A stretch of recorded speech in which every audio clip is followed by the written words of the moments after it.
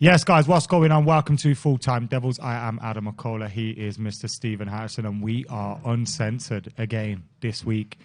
Nice little dance. All right. Yeah, what's happening? Don't know. Tired me. Are we dancing? Because we're still in the Europa League. Well, that's a fucking dangerous game, isn't it? We're recording this now. It is literally R5 on the match day. So we're recording this and then heading to Old Trafford. So by the time this even gets sent to Jay, that might be old news This and is the Europa incorrect. League Europa League last 16 dance. Give us some. How you doing? You all right? I'm all right. You good? I'm all right. Feeling well about things? How things have been going? What happened? Last one? Uncensored. What did we talk about? I don't know what I talk about all the time. I don't know what to talk about either. Fading and out, to be honest with you. It is. Tony Marshall is scoring again, though. Scored a filthy goal. Best goal you've seen at Old Trafford this season? Oh, I don't know. My memory's that bad that I'd have to actually go and look at them and be like... Jack Grealish is up there. That was good one. And seeing as he's a United player, we may as well talk about him. But yeah, what a goal. You know, I was shocked that when I came out and on the fan cams, I was the only excited one about it. People just can't wait to put stuff down. They forget that we do this because we enjoy it. No one forces you, do they? You better go to Old Trafford and stand there and sing and care. Well, no, we do it because we like it. I got there late that day as well. I missed the first 25, 30 minutes. Got in. We got a penalty, which was good. What are you looking at? Have you seen food? Yeah. Thought so. No, I was wondering. I've just seen a coat just hit the deck in there, and I'm like, what's going on here? Someone stripping. Yeah. I like that. Happens. It does happen in here. It's a bit wild. I've seen the CCTV footage. It does get fucking wild in here, doesn't it? Let's be honest. Jesus. Jesus is the reason for it all. He's an instigator, is what he is. And we don't mean our Lord and Saviour. We mean Joseph. Anyway, Martial's goal. For me, the best of the season so far, especially at Old Trafford. I think Rashford's free kick will challenge it. Yeah. But I think a set piece, you expect them to go in a little bit more. The chance had gone. And I think it was a weird one. I almost think he surprised himself because like the whole defence had moved up and he was like... The turn absolutely sold them because they went with their line and then Ben Foster got it. Yep. Great goal from Mason Greenwood as well. What I liked about was he started to move in his own half, like 10 yards out from our box. 11th goal of the season as well. I wouldn't, in my wildest dreams, I couldn't have sat here and said Mason Greenwood's going to score 12 goals next year. You'd have gone. I mean, not because he's not got the ability, I just didn't think he'd get the opportunity for that. And I was going to say you're wrong about 12 goals, but he did, of course, score a hat-trick against Bruges, so he's on 14 now, which is good. See what I did there? Confusing everyone at home.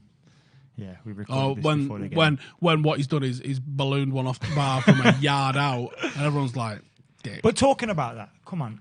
I was talking about Anthony Martial the other day, and it was like, I feel like at the moment, not just with Martial, with Rashford suffered from it too. Rashford at the start of the season. You're fucking pointing at, he's not there. I was pointing at his shirt. Yeah, but he's not there though. Yeah, but his shirt is. So There's he is there too. in spirit. Rashford. Yeah, it was Rashford, yeah, at the start of the season. What was everyone saying about it? Trashford. Disgusting thing. Rashbeck. Now, being compared to Rashbeck isn't a disgusting thing. But Trashford is. I think Rashbeck was a compliment, and that's what he became when he scored those goals. That free kick against Chelsea. But, like, we rushed to criticise him, rushed to criticise Anthony Martial when he had a bad January. And I just kind of feel like, what would they have said about... I know it's easy to say these things because they turn out to be great players, but what would they have said about the Gary Nevilles and the Paul Scholeses and... Ronaldo. My dad used to call him a one-trick pony every week. And it's like, I think sometimes we get too caught up in there. And it's kind of hypocritical for us to say this because we talk about football on YouTube every day. But we get caught up in the like individual performances and don't look at the bigger picture sometimes because players are always going to have bad games. Yeah, and I like to see the trend. We were just talking on the Paddock podcast a second ago about the way they've tried to score the greatest club side ever and where Liverpool would rank in that. And you got to look at what's been achieved over a 3-year period, and that's what they did. They took a 3-season capsule and looked at what those teams had achieved in 3 years, and I think that's fair. And you can't look at necessarily a player over a 3-year period. I think you can look at it over a shorter period than that. But you want to be seeing trends. Fred started to do stuff that looked good before his performances started to follow and be more complete. And that's what you want to see with the young players coming through, like Mason, like Brandon. If Dylan Levitt or Jimmy Garner get their opportunity as well, like that's all you can look at is the trends. I was so impressed with Dylan Levitt's debut against the Astana. 100 passes, fucking 100 passes. I don't give a shit if you're playing the dog and duck. Making 100 passes on your European debut away is My pro outrageous. clubs player has played probably about 300 games on FIFA 20 and hasn't even got 100 passes. I don't pass, obviously, but it's ridiculous. Like, you can't. No, it's sensational. Now, if he came in and he had 6 more games where he did that, and then he had one where he did 30 and like a 60% completion rate, you would go, that was a bad day at the office. There's probably an underlying factor for that. And the trend of what he's doing, because that is literally how he plays in the 23s and the 19s and everything, the trend of what he's doing is this. The drop-off was this game, forgive that. And it's the opposite when players are in bad form, and I'd put Andreas and Jesse in this as well, and say, like, the trend of what they're doing doesn't seem like... I think Jesse's suffering from being in his own head a little bit at the moment. I think he's... Because he's not scored and assisted, or he's got that stat hanging over him, I think instead of... Well, he has scored and assisted. He's scored and assisted this season. Yeah, but like he's not... No, but I'm just saying, like... I know, yeah. But I feel like rather than playing the game... But it became a thing, didn't it? Yeah, I think he focuses on, I think I need to score. I think he takes the criticism on board. Now, I might be wrong in that, but that's what I feel. I agree. I think he's obviously... Look, I think there was a period in time where he was a fantastic player for United. And I still think he has the attributes to be a valuable member of the squad. Tottenham at home, I thought he had a brilliant game. Yeah, I think he has the attributes to be a valuable member of the squad.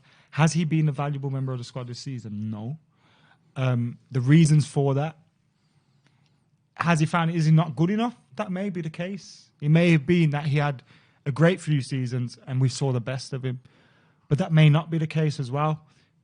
Could be personal issues. Could be the change of play under Ali. I'd be finished if that fucking Jennifer Rooms had been me. Yeah, and it's also his family issues as well. And you've got, like, even to the extent of the way we now play under Ole Gunnar Solskjaer, they have to be a lot fitter. And now he's a player that you wouldn't think that would affect too much. But even like those changes to things, like there can be so many different factors. And I just think he's had a hard time. He looks like someone that needs a change of scene, which is sad. Because I want to see him, you know what I mean? I want to see him succeed at United. But I feel Johnny Evans if got he a lot moved, of criticism, didn't he? Moved and looked great. I think he'd do great in Italy or something like that. That's why I'm not surprised to see. I'd never seen if it was confirmed or not him be associated with Raiola. Yeah, I'm not surprised at that. But I think. Did you see the Andres Pereira thing this week? Yeah. Because you're talking about him as well, so yeah, bring him into the combo. Andreas, I think. Andreas is extremely frustrating, and he is this team's Nani. The difference being, Nani was so much better of a footballer, but he was the frustrating, poor decision maker in that team. Whereas Andreas is. And when it went right for Nani, it went right. Yeah, and it can go right for Andreas. It just doesn't. So more often than not, we're losing and drawing games that we feel like we should win, and you see him make poor decisions, and he ends up being the brunt of people's blame for a lot of that. I don't know. Like, if you said to me, you have to get rid of one of Lingard or Pereira, there's a chance that both go. And that might be best for both of them, and that might be best for United. But if you had to say to me, you keep one, you get rid of one, I don't know who I'd keep. Because on one hand, I go, right, with Jesse, generally, you're getting a team player that's going to work off the ball, and in a big game, he's got a decent temperament for it. He's going to be well happy to sit on the bench and play half a dozen games a year, sorted. With Andreas, I think the ceiling of a footballer is higher. I think the skill level is miles higher. I think he's got the ability to do the spectacular, but he has got the decision-making of a fucking bucket. And that's what worries me, is because there's a reason that the F2 freestylers aren't professional footballers. Because they're not great footballers. Yeah, because decision making is football. The reason Gary Neville Clowns was a can do great skills. footballer, Gary Neville's a great footballer Not because calling them clowns because they make a lot of money, but his decision making was sensational. His positioning, his mental side of the game was extremely underrated. You wouldn't look at Andreas Pereira and Gary Neville and put them through like bend a free kick in, bend a corner in, shoot from the outside of the box, control at your left, control at your right, dribble through these cones. You go, that's a professional footballer. I don't know what this fucking guy with a tash is doing. Yeah. But there's no way you can compare what they did as footballers because there's more to football than being skills. And I think Andreas is someone that's got very well developed skills, very well developed technique, and very poorly developed footballing brain. Like I've said before, he reminded me of me when I was a kid. And when I'd play with kids I knew I was better than, I'd try to do too much.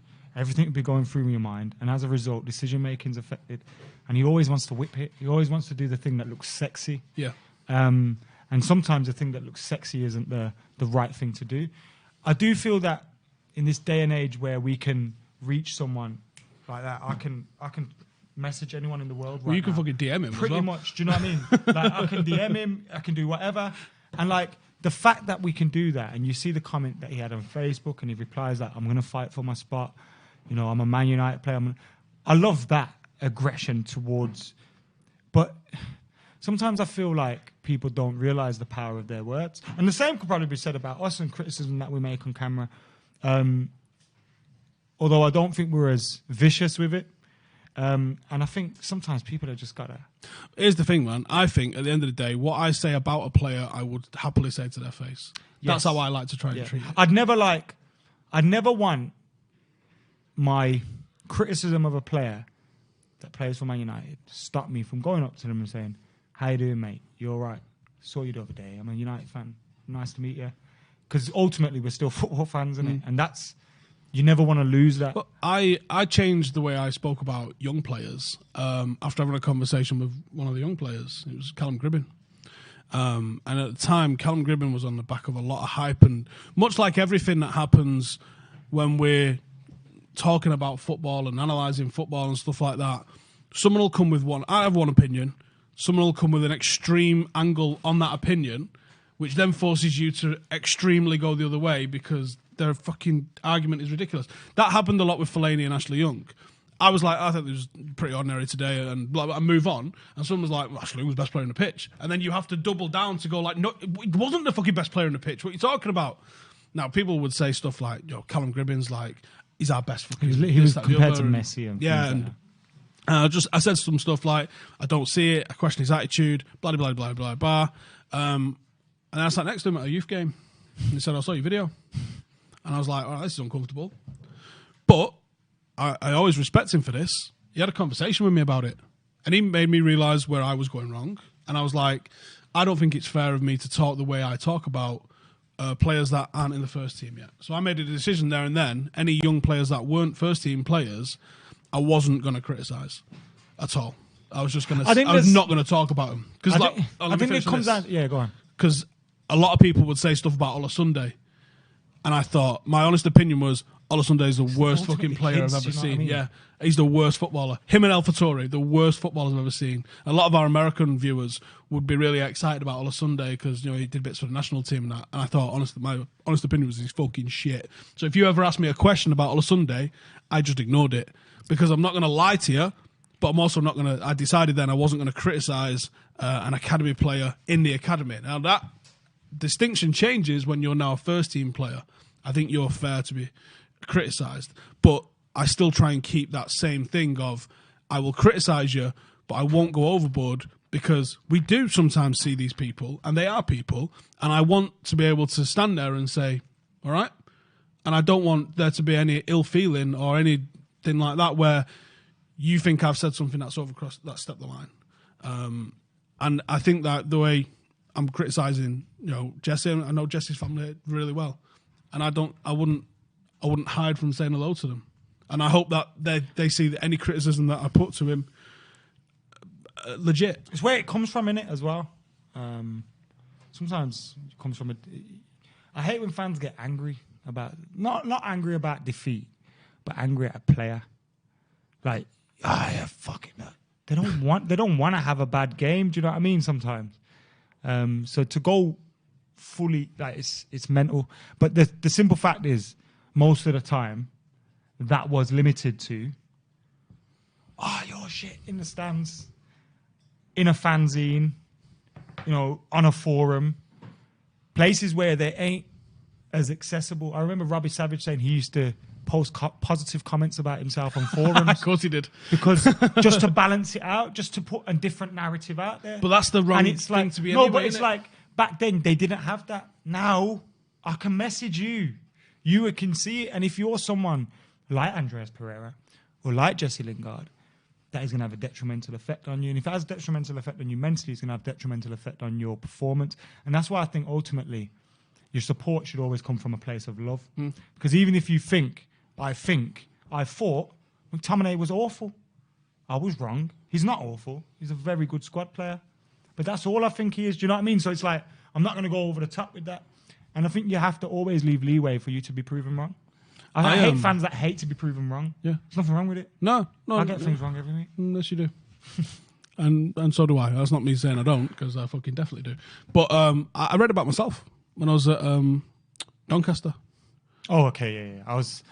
I thought this was some vanity thing. Oh, no. So when you were a rugby player, right? Yeah. Just for people that don't know. So I played Super League Academy. I played for Salford. And I did a year at Keith and I did a year at Doncaster before everyone realised I wasn't that good and I didn't get offered a first team contract. One of the games I played. Knees, otherwise. No, I didn't have bad knees.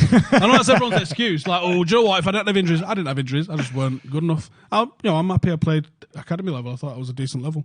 Anyway, I got sent off against, I think it was Widnes. And it was a pure accident. Pure accident. Someone had broke through the line. I chased him. It was when I was quick and not fat. I chased him. And as I went to go for his leg, my foot tapped his foot and knocked his feet together and he went off and he gave me a straight red. And I've been sent off a lot. I like fighting and I like fucking blowing up and just having a fucking good old Barney. And it was the first time I'd ever been sent off for what I thought was an accident. And it affected me well bad because I remember like everybody thought I did it. I've seen a video. It looks like a volley in. And I'll swear to you guys now, it was a pure accident. And I'm still fucking caught up about it 16 years later, right? I went in the dressing. I walked over to the coach and he just told me, fuck off and sit in the changing room. And I'm like, fucking, that was a bit harsh. And then I read on a forum that night from some of the supporters that was there. And he's like, yeah, he just fucking lifted him. He's a hothead. We need to get rid of him. And I remember thinking, like, fucking hell, I didn't even mean to do it. It was honestly an accident. I was reaching for his leg. Did you respond? No. See, should have been like Robbie Savage. Fuck you, fight me. You should have just been like Robbie Savage. No one's ever said you should have been like Robbie Savage in any context. It was great. He did nothing wrong. I'm not related to him. I'm not even him. But now, like, it is. I could see. I remember when I don't search my name for that reason. You know how people search their name? I don't want to see someone's bad opinion of me. Yeah, like, I get enough in my mentions. I don't need to fucking go look for it. At night, you know what I mean? So imagine if you're a footballer. It's a bit nuts. I think sometimes you just have to be considerate of that. Keep your football opinions. Yeah, that's fine. Don't go over the top. It's hard enough glancing through the fucking comments. Don't start wishing videos. Harm on people. Yeah. That's when people... Here's the thing. I think people forget that this is real. People are real, and everyone's real on the other side of it. That's why I always try and keep it to at least a level respectable. Because if I say something to you, I honestly would follow through. If I say, look, I'll fucking hit you in the mouth, that's because I'll hit you in the fucking mouth, right? But I don't say that. You don't see me threatening people like that online because I generally don't feel like that. I mean, I'm not saying I haven't because I have. But that's when I've truly fucking felt I was just like laughing because we're here talking about Andreas Pereira, Jesse Lingard. What do we see doing in training yesterday? Right. Like, lads, help us out a little bit, please. Yeah, because I knew instantly the 900 accounts was like, look at this fucking clown. He's not even taking it serious. I think Jesse is a little bit playful with it sometimes as well, which is mental. Yeah, but you're not allowed to be playful when you're not winning. No, but I mean, like, he knows what people say. He also knows that for that, there's 15-minute period, because we know from bush cam, there's 15-minute period where the cameras are there. No cameras are required for bush cam. No, when we're hiding in a minute. when we're doing bush cam, when we see what's going on with all that shit, there's a lot of cameras there for 15 minutes. They do the warm-up and the first drill, yeah? And then all the cameras have to go while they finish the training session. Jesse knows there's a fucking... There's literally about 45 cameras there, isn't there? And every reporter that gets accredited.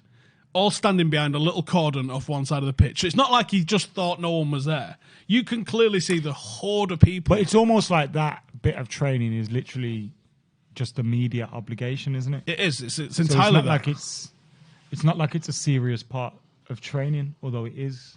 Do you get what I'm saying? I'm not defending it because I do think, the cameras are there. So shit's out. Don't do it. But then at the same time, I think I'm a little bit of a prick in that sense that, you see, if I was Jesse Lingard and I was going through bad form and I seen people moaning about my dancing, I'm going to dance more. Do you know what I mean? Like, I'm going to annoy you even more. So it doesn't help us though, does it? It doesn't help us at all. It doesn't help him at all. Come on, sort it out. Just texting me dad, sorry, because he's meeting us at the game. Texting your dad. Ask him to watch that video and send us a voice note. Did you see the investor call? No. You see the debt? Yeah, I saw that the debt had gone up. Not surprised. Cash reserves gone down. Yeah, I think we paid up front for Harry Maguire, didn't we? But there's also, I think there's like a little bit of something that's disappeared as well, somewhere. Because 80 mil for Harry Maguire. Got money for Lukaku. Oh, yeah, we only spent like 40 mil, didn't we? Yeah, so where's the rest gone? I don't know. What do you make? Did use it jet washing the fucking front of Old Trafford? We all want them out. Yeah? So we want the Glazers out. You want the Glazers out. I want the Glazers out. Oh, apart from, I got told yesterday. I seen it. You work for them. Yeah. I'm just wondering when that check lands. I'm waiting for mine. Do the backdate? I don't know. How far? And I don't know how much it is. I know, yeah. Let us know. But anyway, we want the Glazers out. That's fine. This isn't that conversation. My conversation is, are you worried by the increase in the debt, considering there doesn't look to be an end to this kind of stagnation or wherever we are? There doesn't seem to be major success on the way. And, it's not good. No Champions League football possibly again next year. I was worried in 2005. Yes, I know, but does this make you more worried? And doesn't it put more importance on making the right decisions now? It does, but not necessarily we're not getting rid of from them. a So pure I'm trying football. to come at it from that angle. We're not getting rid of them right now, so we have to come at it from the angle that, what does this mean? It might actually mean, let's go bump. Let's default on a loan. Now, we know a lot of businesses, they stay in debt for tax purposes.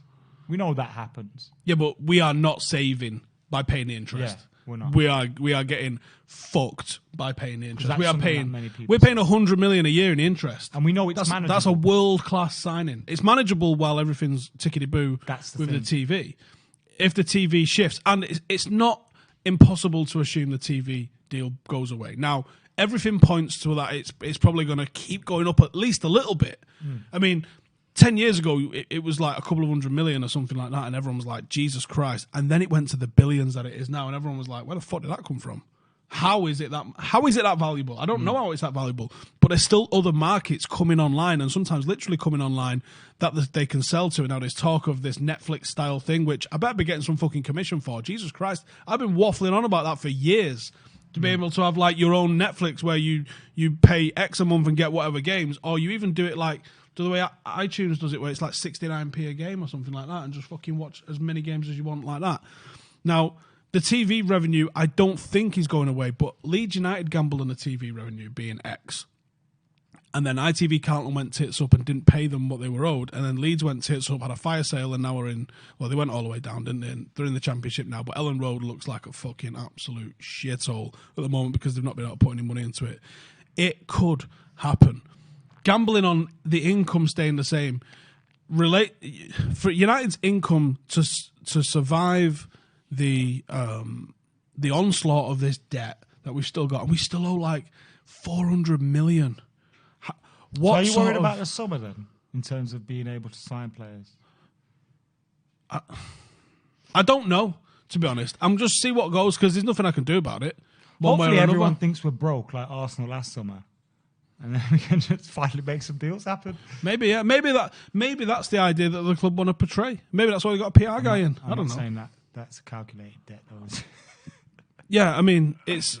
What was the debt? Hold on, because when they originally bought the club, was the debt 660 million. 660 million. And it's gone. It went down at one point to about 270, 250. That sounds about right. And now it's gone up again. So it's never really going to go, is it? Right. We've paid about 1.4 billion. I know, yeah. On a 600 million... Right, do the maths. Are you ready? This is some serious crackhead accounting, this. So, you owe 600 million. You've paid 1.3 billion back. You still owe 500 million. But you own an asset which is worth 3 to 4 billion. So it was worth it. From their perspective... And when you look at the money they've taken out of the club... Yeah. It was... From their perspective, we've been rinsed. We're getting fucked. We're getting double penetrated. Have you remember South Park when they do the BP oil spill one? And then it's DP oil spill and that's literally what we are, because we got them financing their shit and then we've got debt being financed and it's not coming out. And if United don't, like you've seen City's projections for next year, they're fucked if they're not in the Champions League. If we're not in the Champions League regularly, if we're not competing for stuff, this isn't one of those locked in leagues like the NFL, because they're like, oh, the Cowboys haven't won for years and they're still making pure money. We could get relegated. Good luck making 600 million a year in the Championship, mate. Like, that's not going to fucking happen. Now, I think that the chance of us getting relegated is extremely slim. I think that they would keep it going enough that the worst case is going to be like top half, middle of the road Premier League finishes, which is still catastrophic, but I think that's as bad as it's probably going to get, I would like to think. And you'd think the deals are probably going to keep coming for now. Sign a new deal with some chocolate. Like, it's quite a valuable deal, shirt deal coming up. Yeah, we do seem to be bringing the occasional deal in, but like we're saying, how long does that last? How long does the TV revenue keep going? All of these things could go tits up for us, all of them. And then what? They just scarper. Might be the best thing. And apparently now you end up in League Two. Imagine us in City in League Two. Fucking belting. That'd be good. Do you think Old Trafford would be sold out still? I think they'd have to drop the ticket price. I'd still go. I think some fans would return. Yeah, I think you're right. I think sometimes would revel in it. Yeah. I think I might be one of them. I wouldn't. No. I would still be there. I'm not saying I would still be there. I wouldn't love it. I'd love a season in Championship, but all the way down to League Two, when you're that far away, that's a long drop, man. It's a long drop. But you can't go in the Championship. If you get done administratively, League Two for you. In 5 years, the Glazers will fuck up. We'll get demoted to League Two, and we'll be playing against SE Dons on #United. Fleetwood. Be fucking great. Paddock FC will be 5 promotions away from United. Oh, what have I fucked up? I was aiming to be about 3 away. Oh, God. Salford will be above United. I imagine a lot of United fans would. You might be right. The tourists, like not the tourist fans that come for the big football, but I think a lot of. I don't think it's a real thing where football fans change their team. No, we'd lose new fans, but you wouldn't lose your current fans. I think you come at it from, I know I take the piss and like there's a fucking big thing online saying you was a fucking Villa fan, but it's literally, I mean, if you did plan to be a United fan, to be a YouTube presenter, it was some seriously Machiavellian shit to go all the way to the 90s to just fucking hope on a technology that didn't exist back then coming online fucking 20 years after you started going. That was well played. Clever. But like, because you're coming at it from a fucking normal perspective of where you go, this is who I support, this is where my dad took me. But not everyone is like that. I mean, I've literally got my granddad's program in that drawer there from his first game in 1950. He took my dad when my dad was 5, who took me when I was 6. It's like me, it's like in a little way, my dad took me in, my brother in. And yo, This it's going to is- get passed down. And That's how a lot of fans are. So no point did anyone ever go to you. What team do you want to support? And you I went, can't remember making a decision. Some people can, Yeah. and they can pinpoint it to. Weirdly, if that's you, don't get offended, please. Weirdly, some people can pinpoint it to a FIFA game. Weirdly, some people can like to a match or to a player. I can't remember. I don't know how that decision happened. No, and that doesn't make it any better or worse. Like I never had that choice, and like I took Jaden when he was 14 months old. He didn't get a choice. At no point is he ever like. We literally had this conversation a couple of years ago because he was like, "You never asked me if I wanted to support a football team." I was like, "No, and I never fucking will." And he went, "Well, what if he was hypothetically?" And he was like, "What if I said I want to support City. Sheffield Wednesday?" No, he knew you'd get a smack in the mouth. He was like, "What if I just said I want to support Sheffield Wednesday?" I'd say, "Cool, but I'm never going to fucking take you." Yeah, it's shit. Isn't it? Yeah. I mean, we've spoken about going to football with your dad before. Well, yeah. Look, one of my mates is he's British Special Forces, right? So he's in Poole, which is near Bournemouth on the south coast. So he's a United fan. He's from Manchester. He's from Boston. You know, he had my season ticket when I was in Iraq. You know, he's a really good mate of mine. What's happening here? Is this a worried story? No, it's fine. But he's got a little boy. Okay. His little boy's been brought up. He's 2 or 3 in Bournemouth, in Poole near Bournemouth. We love the cherries. So he's took him to Bournemouth. So he's a United fan, going sitting there because he's got a little fucking boy watching Bournemouth games with him. And he's like, I watch United on the telly. He goes, but I wanted my lad to have a team match that he could experience. actually go and watch. That's his. He goes, he didn't want it to be like one of them kids who goes, oh, my dad's from Manchester, so I support United. And he goes, I wanted him to have a local connection. He goes, But then you miss that. Yeah, you're with your dad. this is not the same. But that this is my joy dad's of team. my dad gripping Yeah. me up and just How many times has that happened? fucking punching me in my face or something. Or that's how like obviously me and Dean, straight up D, like we went college together, but we became friends, I guess, through going to football games. Yeah. Because I seen him at Old Trafford, once. Which is an experience which that is weird tons because of we went to people the have same got. college. It's like so, yeah. I was chatting to a lad when I was in K-Stan. I was in K-Stan from 2001 to my season. Yeah.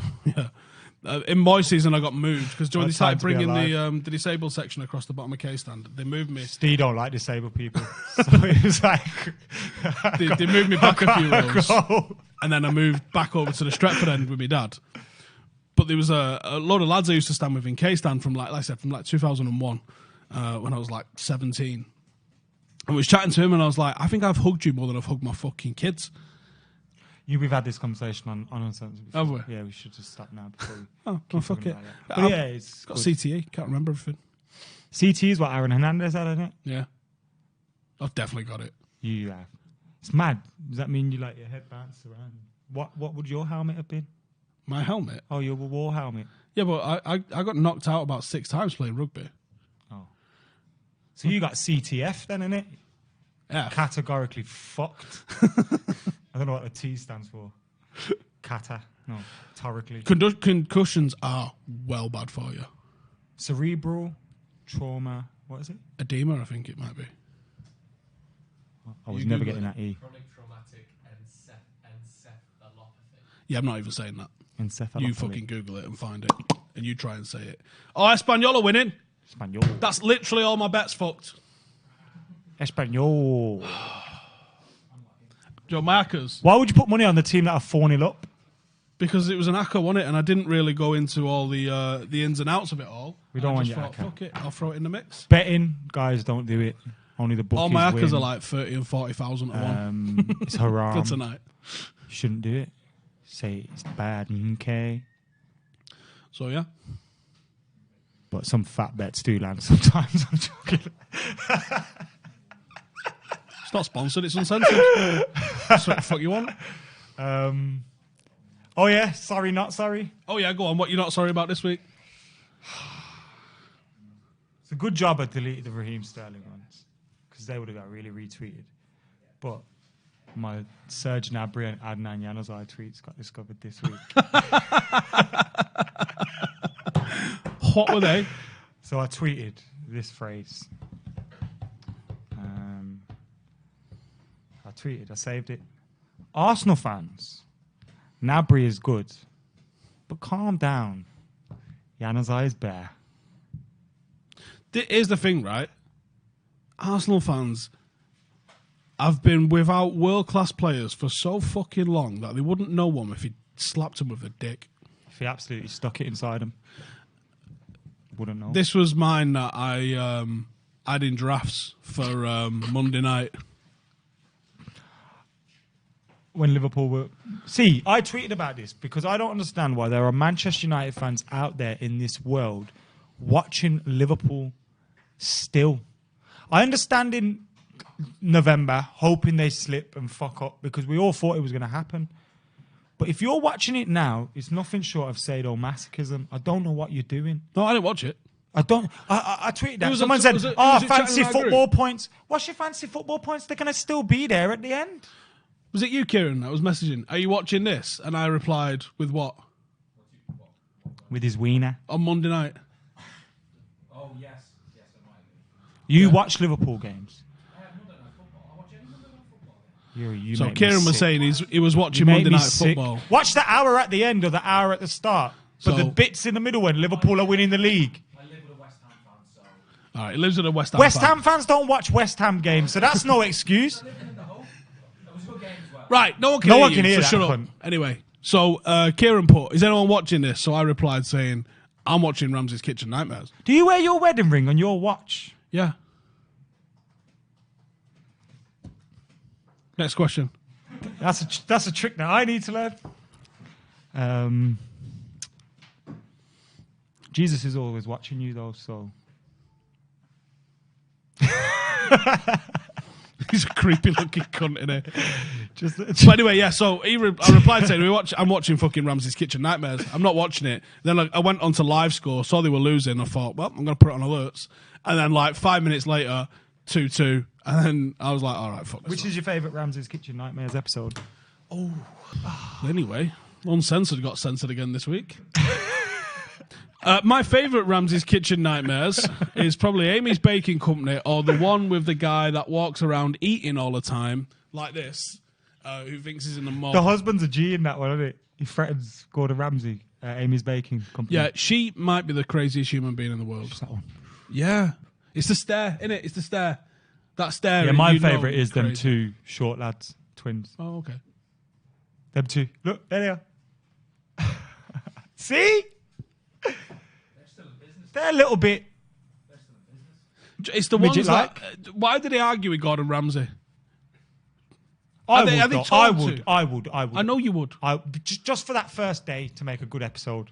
But you know what? As well, at the same time, if you know he's arrived, he spends some peas on some people's. Yeah, he does, yeah. But you know, wouldn't it piss you off if everyone's getting new kitchens and new this and comes to yours and just does a paint job? Yeah. There was one where the guy honestly was horrible to him and he was saying he was a joke, he was a fraud, he's fake, he don't know what he's talking about, that food's awesome, you're a fucking dick. And he bought him like the most gangster kitchen you've ever seen. He must have spent $100,000 on this kitchen for him. And you're just like, why? And then you've got the ones that are like, I think the one I was watching last night was like, it's $500,000 in debt. And he was like, you don't know how to run a business. He's like, I've been running a business for 20 years. And he was like, yeah, It's you're $500,000 in debt, mate. Was it Joel Glazer by any chance? Yeah. And that was the Tampa fish fryeries. And that is how it all went back to football. And we got there in the end. Even if we sake. did speak about Gordon Ramsay along the way. Who didn't play for Glasgow Rangers, by the way. What? There was a Gordon Ramsay that played for? Craig No. Gordon played for No. Rangers. Gordon Ramsay? Not really. He played in a trial game for Rangers, but he says he played for Rangers. Oh, the actual Gordon Ramsay. Yeah. I thought the you said donkey, that guy. there was another person that called Gordon Ramsay that played Pig! for Rangers. He was ringside at the fight the other day. Through cooking. Who knew? I don't know if it's just through cooking. Well, it is. I mean, it is, but like... It is. What do you do? I'm a chef. Do you know what? Yeah, you cook. I was thinking this the other night. I made tea last night. It was It fucking... means food, by Yeah. the way, people. tea. and I microwaved some beans, and I've literally thought to myself, You can't microwave beans. You got to put them on the pot. with some fuck that onions noise, and- that's far too much fucking washing up. So I just it's beans, just fucking rock them. And then I thought, wonder when was the last time Gordon Ramsay used a microwave? Does he even have a microwave in, like, does Claridge's have a He microwave? definitely has a microwave. Why? I don't know. There'll be something he needs to microwave. What? One of them little desserts that go hot when you microwave it. No, I reckon he puts it in water in a pan. That's so. I literally thought, oh, if I ever spoke, because for some reason Gordon Ramsay actually follows me, and I've DM'd him, and they've been well ignored. You know But who follows me? Michael McIntyre. no way does he. Should we have a look? Who's the most random person that follows He you? followed me before I was a thing on YouTube. Before he got cancelled. Yeah, but even before I wonder if he's unfollowed me for that. Don't be like that, Michael. I think he's one of those guys that follows like 1 million people. Simon Stone's just been verified. He's been verified for a while. He's not. He has for about a week. All right, that's not that long, then, is it?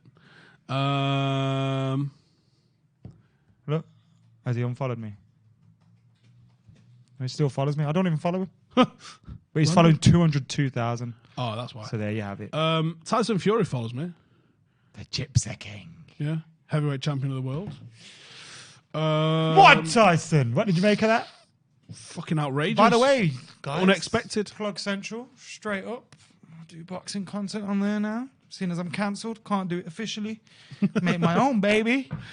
Yeah, I think he might be the weirdest one that follows me. Tyson Fury and Gordon Ramsay. That's random, that, isn't it? I reckon Tyson Fury follows you because he knows, like, he watches full And the Metro. Jeremy Corbyn follows me. Mike Phelan. Mandy Henry. Bill Rice. Tez Ilias. Frank Nuble. I've got loads of random He used to MMA play fighters. for who? Who? Frank Nuble used to play for Blackburn, I think. Don't even know who half these fucking people are. Hawksby and Jacobs follow me. And I tweet shit about their show all the time, which is great. He follows me. It's Footsie again. Oh, he's a wet wipe. He's helicopter man. You little jelly bean. Right, this has gone carnage and I'm fucking hungry. I want to get some sweet. Should we fuck off? I wanted to find a good follow. Stephen Howson follows me. High five. If you could interview anyone non-football related, who would it be and why? Non-football related. Wolves have scored, by the way. Your bet is back on. Oh, come on, you bastard. Roma are losing those, so your bet's off. Non-football related. Ranulph Fiennes. And I don't even know who that is. So on that note, thank you for watching. Make sure you're liking, sharing, subscribing, comment below, all that jazz. Subscribe to Mr. Stephen Howson. Subscribe to Adam McKola, straight up, Full-Time Devils. Everything. Just subscribe to the whole YouTube. Do it. Yeah, just go on YouTube and just give everyone a sub. There you go, like that. Yeah. Fuck it. For now, though, thank you for tuning in. Be nice, you bastards. See you later.